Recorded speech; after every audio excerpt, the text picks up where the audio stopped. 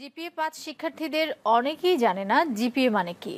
বাংলাদেশ সম্পর্কেও তাদের ধারণা কম। মুখস্থবিদ্যা নির্ভর পড়াশোনা এবং শুধুমাত্র ভালো ফলাফলমুখী শিক্ষা ব্যবস্থার কারণেই শিক্ষার্থীদের এ অবস্থা বলে মনে করেন শিক্ষাবিদরা। আনোয়ার হোসেনের রিপোর্ট। মাধ্যমিক পরীক্ষার ফল প্রকাশের দিন এমন উচ্ছ্বাসে মেতে ওঠে শিক্ষার্থীরা। ভালো ফলের সর্বোচ্চ মাপকাঠি জিপিএ-৫ যারা পায় তাদের আনন্দ সীমা ছাড়ায়। প্রশ্ন উঠেছে বছর বছর পাশের হার আর জিপিএ-৫-এর সংখ্যা বাড়লেও শিক্ষার মান বাড়ছে কিনা। এর জবাব খুঁজতে আমরা কথা বলি এবার এসএসসিতে পাশ করা কয়েকজন শিক্ষার্থীর সঙ্গে, যাদের মধ্যে ৬ জন জিপিএ-৫ পেয়েছে।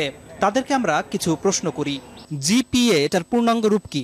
জানি না, এখন মনে পড়ছে না। GPA grating point. এসএসসি এটার পূর্ণাঙ্গ রূপ কি? এখন আমার মনে পড়তেছে না।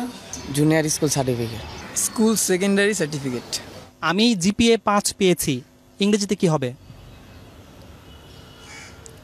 I am GPA 5. I give a GPA 5. I get GPA 5. I will. মোট ১৩ জনকে প্রশ্নগুলো করা হয়েছিল, কিন্তু কেউই সঠিক জবাব দিতে পারেনি। এসব শিক্ষার্থীর কাছে এরপর করা হয় সাধারণ জ্ঞান এবং বিজ্ঞান বিষয়ে কিছু প্রশ্ন। পাঠ্য বইতে বিভিন্ন সময় পড়লেও খুব কম প্রশ্নেরই সঠিক উত্তর দিতে পারে তারা। শহীদ মিনার কোথায়? সরি, জানি না। অপারেশন সার্চলাইট এটা কি? অপারেশন সার্চলাইট জানি না। অপারেশন করার সময় যে লাইটটা জ্বালায় ওইটা হয়তো জানি, কিন্তু তার বেশি কিছু জানি না। 25শে মার্চ কাল রাতে পাকিস্তানি হানাদার বাহিনী যে প্ল্যানিং করে আমাদের দেশে হঠাৎ আক্রমণ করে, ওইটাকে অপারেশন সার্চলাইট বলা হয়। শহীদ বুদ্ধিজীবী দিবস কবে? শহীদ বুদ্ধি দিবস জানি না। 17 আগস্ট। 10 ডিসেম্বর। আন্তর্জাতিক মাতৃভাষা দিবস কবে? জানি না। স্বাধীনতা দিবস কত তারিখে? স্বাধীনতা দিবস 16 ডিসেম্বর। বিজয় দিবস কবে? বিজয় দিবস হচ্ছে 26শে ডিসেম্বর। জাতীয় স্মৃতিসৌধ কোথায়? জাতীয় স্মৃতিসৌধ হচ্ছে পাই না। রণসঙ্গীত কে রচনা করেছে? পারি না। রবীন্দ্রনাথ ঠাকুর। বাংলাদেশের জাতীয় সঙ্গীতের রচয়িতা কে? কাজী নজরুল ইসলাম। মাউন্ট এভারেস্ট কোথায়? ইংল্যান্ড। তুমি সায়েন্সে পড়েছ। পিথাগোরাস কে? একজন ঔপন্যাসিক। নিউটন কোন তত্ত্বের জন্য বিখ্যাত? জানি না। আইনস্টাইনের কোনো তত্ত্ব কি তোমাদের পড়িয়েছে? আইনস্টাইন না, নিউটনের পড়ছি, কিন্তু আইনস্টাইনের পড়ি নাই। নিউটনের তত্ত্বটা কি, নাম কি?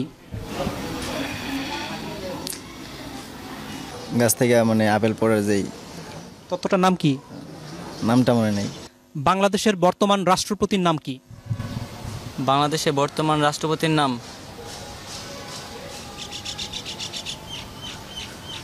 জানি না। রাষ্ট্রপতির নাম হচ্ছে মুক্তিযুদ্ধের সময় বাংলাদেশকে কয়টি সেক্টরে ভাগ করা হয়েছিল? 9টি। নেপালের রাজধানী কোথায়? নেপসুন।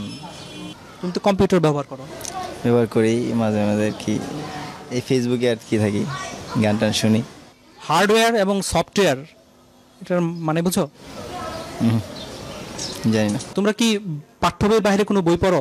এমনি মানে গল্পের বই পড়ি। কার গল্প? রবীন্দ্রনাথ ঠাকুরের গল্পের বই পড়ি। রবীন্দ্রনাথ ঠাকুরের একটা গল্পের নাম বলো তো।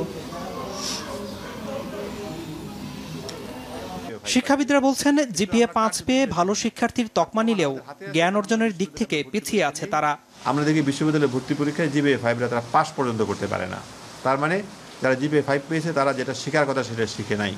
তার মানে হচ্ছে কি এই জিপিএ-5টা সত্যিকার জিপিএ-5 না, তাদের হাতে জিপিএ-5টা তুলে দেওয়া হচ্ছে। এখন শিক্ষার গুণগত মানটা যদি বাড়ানো না হয়, তাহলে শুধুমাত্র সংখ্যা দিয়ে আসলে কোনো লাভ হবে না।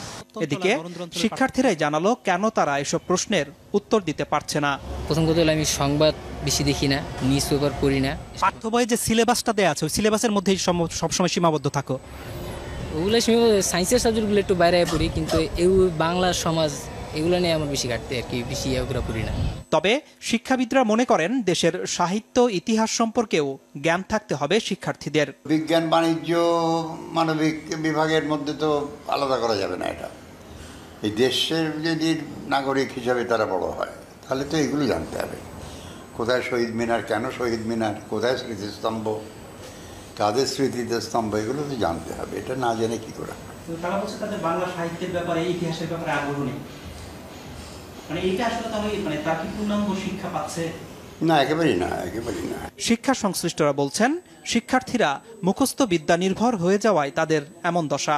বছরের প্রথম থেকেই যদি তারা কোচিংমুখী হয়ে তারা শুধুমাত্র চ্যাপ্টারগুলি মানে সামারাইজ করে ছোটোভাবে ওইভাবে শেখানো হয় নাম্বারের দিকে তাকিয়ে, তাহলে তার জ্ঞান তো বাড়ছে না, মেধাও বাড়ছে না। আমি বলবো যে মেধার অপচয় হচ্ছে। এর প্রভাব পড়েছে চাকরি ক্ষেত্রেও। চাকরিদাতাদের অভিজ্ঞতা বলছে যেসব শিক্ষার্থী ভালো ফলাফল করেছে তাদের একটি বড় অংশই ইন্টারভিউ বোর্ডে ভালো করছে না।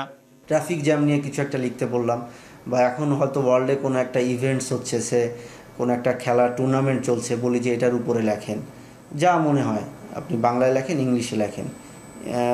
উদ্দেশ্যটা থাকে হচ্ছে তার সেন্টেন্স মেকিংটা দেখা, থিঙ্কিং প্রসেসটা কী এটা জাজ করা, অ্যাটিটিউডটা দেখা। ফলাফলটা ভালো আসে না। জেনারেল নলেজটা ডেটোরিয়েট করেছে এবং কমিউনিকেশন স্কিলে ডেটোরিয়েট করেছে, বোথ রাইটিং স্কিল এবং ভার্বাল স্কিলটাতে। এমন বাস্তবতায় শিক্ষার্থীদের গুণগত মান নিশ্চিত করতে তারা যেন মুখস্থের পরিবর্তে পাঠ্য বই আগাগোড়া পড়তে এবং পাঠ্য বইয়ের বাইরেও বই পড়তে উৎসাহিত হয়, সে ব্যাপারে অভিভাবক এবং শিক্ষকদের জোরালো ভূমিকা রাখার আহ্বান শিক্ষাবিদদের। আনোয়ার হোসেন।